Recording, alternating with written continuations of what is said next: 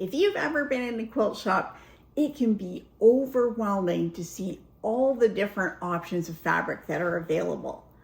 It's easy to see, oh, I love this one, I love this one. Where do I start when I'm choosing fabric for a quilt? Well, today I'm going to share 7 different ways that you can choose fabric for your next quilting project with ease and confidence.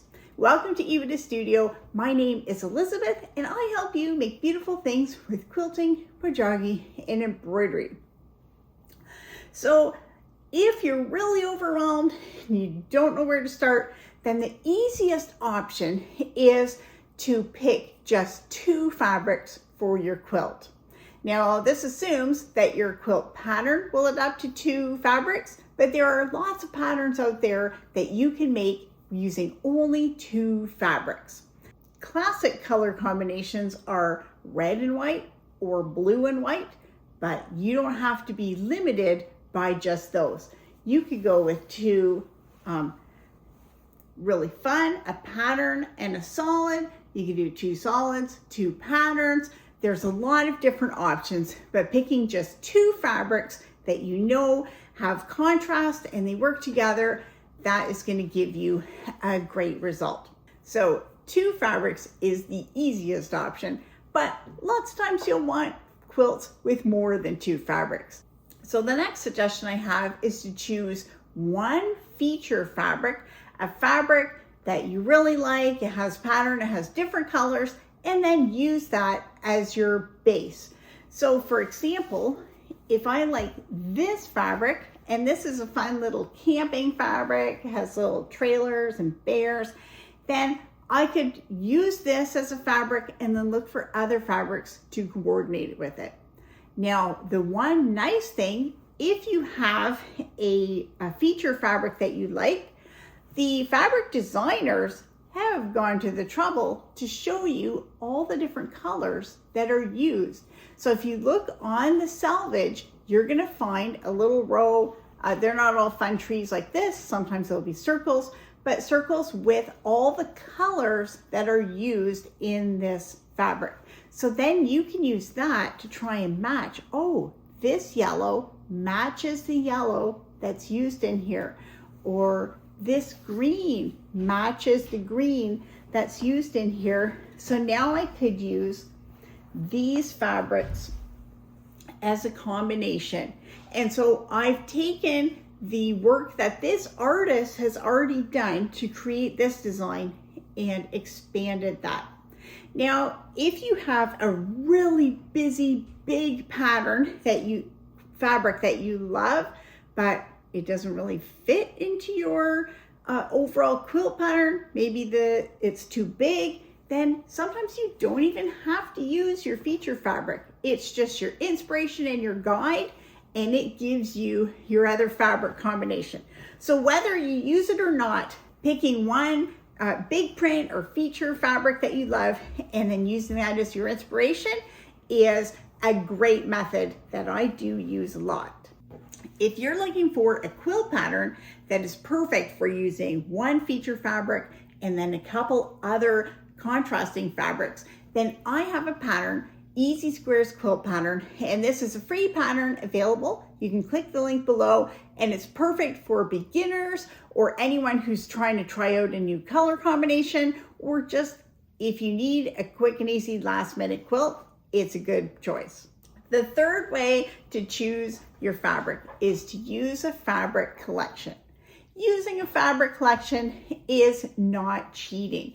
You've already had graphic designers and artists who've gone to all the trouble to pick colors that go together and pick designs that go together. So you can take advantage of that and use fabrics from a collection in your quilt.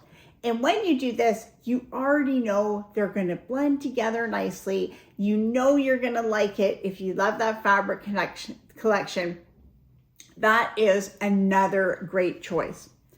The next thing is to look for non-fabric inspiration. Maybe you're inspired before you even get to the quilt shop. If you see a pretty flower bouquet, take a picture of it. Or maybe a sunset out by the lake. Take a picture of it And then you can pick different colors from that picture, that image, that place where you are, and use those colors together. Color is everywhere around us, so be looking for those. Maybe even in an advertisement, you'll see, oh, that designer put these unique colors together and I like the look of it. Use that non-fabric inspiration. So when you go to the fabric shop, you have ideas already of what colors and designs you think are going to work together. The fifth thing to do, if you're really struggling, is ask for help.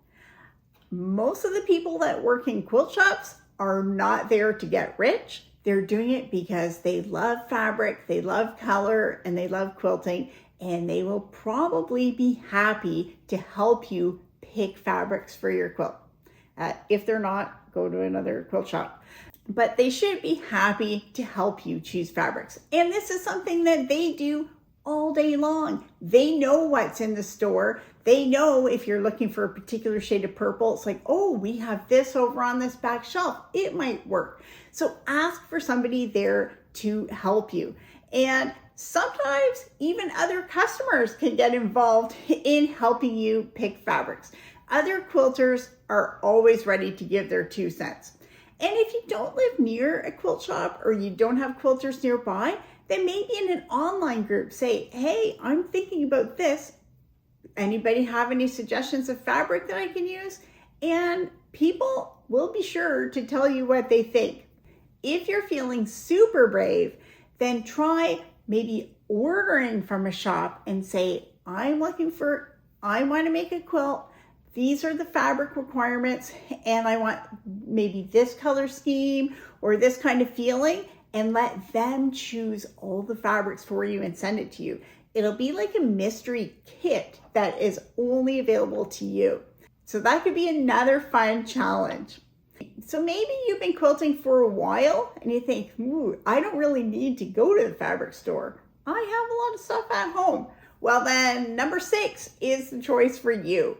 This method of choosing fabric is what I call controlled scrappy. So controlled scrappy means using many different fabrics, but limiting in one way. So one way you might want to limit is by limiting to a certain color or a certain color scheme. So maybe you want quilt and it's all in fall colors like rust and orange and gold. Or maybe it's going to be blue and white. So you have a lot of different blue and white fabrics, but it's only blue and white. So by limiting your scrappy choices, it looks a little bit more designed rather than random. But if you're really brave, then the 7th one is for you, and that's to go super scrappy. If you were using every single fabric you have, then there's not really a mistake in it. You can go bold, go super scrappy, and you can plan this. You can still have light and dark and lay things out. But when you're using a lot of different fabrics, then there's no rules and you don't really have to worry about things clashing because there's so much going on. Now, sometimes with super scrappy, I prefer to use a lot of different scraps, but then still have one main fabric that I use, like maybe a white background or green sashing or something like that to kind of tie it all together. But that's a personal choice and you can do that or not as you like. It's your project, so you can kind of do what you want. The one catch is if you're going super scrappy, you do need a lot of different fabrics. If you haven't been quilting very long and your scrap bin only has 7 or 8 different fabrics, you might not be ready for super scrappy yet. But these 7 methods, whether from the simplest, using only 2 fabrics, to the complex of using all the fabrics, are all great ways to choose fabrics for your quilting project. So let me know in the comments, what is your favorite way to choose fabrics for your quilt? Have you used all these methods before? And what do you think of them? And once you know how to choose fabrics for quilt, then it's time to learn how to put it together. So you can click on this video, which will give you more tips for starting to use your fabric in a project.